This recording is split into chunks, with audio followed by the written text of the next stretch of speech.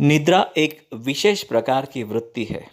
यदि आप जीवन में यश प्राप्त करना चाहते हैं, तो अन्य वृत्तियों की तरह इसे भी नियंत्रित करना होगा।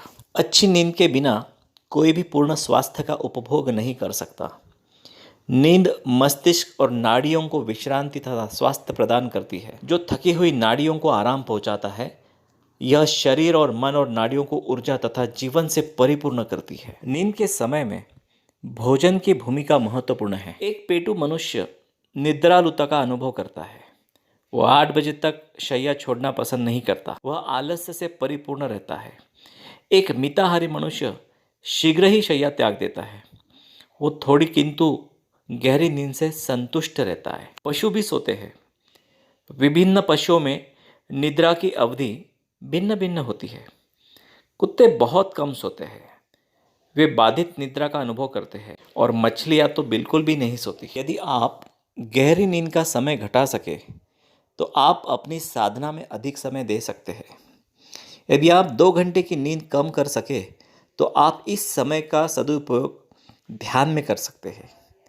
8-10 घंटे की स्वप्नों से परिपूर्ण निद्रा से 6 घंटे की गहन निद्रा अधिक श्रेष्ठ है।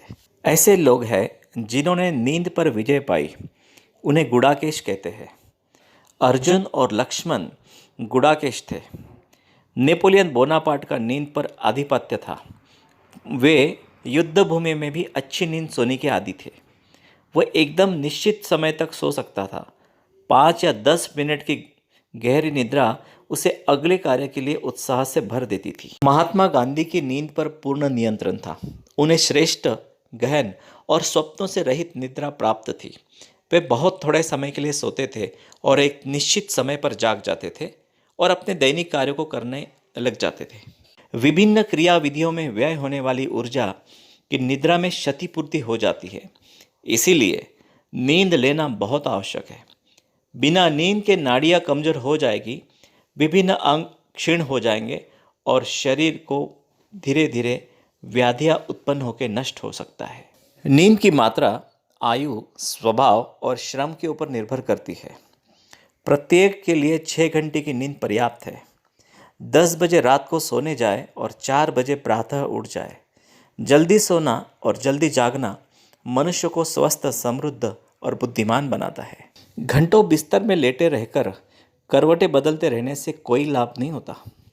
बहुत अधिक सोने से पूर्वकालिक क्षय और मस्तिष्क की शक्ति क्षीण होती है। जब आप सोने जाए, अपने मन तथा शरीर को शिथिल रखें। सोने से पूर्व प्रार्थना करना अच्छा होता है। थोड़ा समय ध्यान में भी बैठें।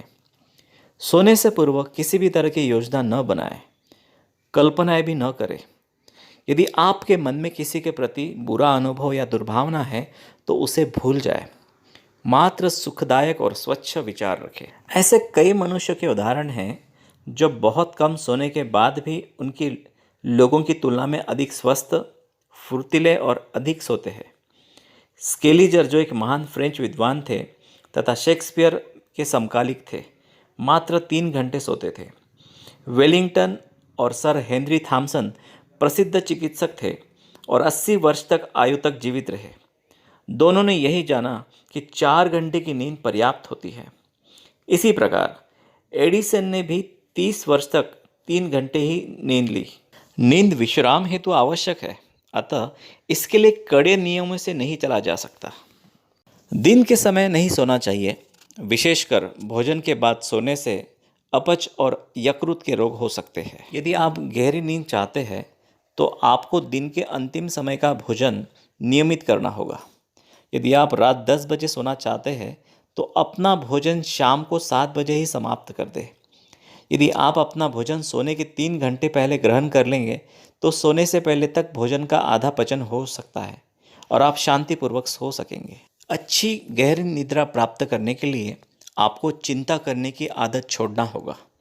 ये जीवन शक्ति का धीरे धीरे ह्रास करती है। जो चिंता करता है वो सो नहीं सकता। आप ईश्वर पर विश्वास रखिए। ईश्वर तथा उनके नाम में, उनकी कृपा में शरण ले। अपनी प्रार्थना और ध्यान में नियमित रहे। आपकी चिंता करने की आदत दूर हो जाएगी। आपको अच्छी विश्रांतिदायक नींद आएगी।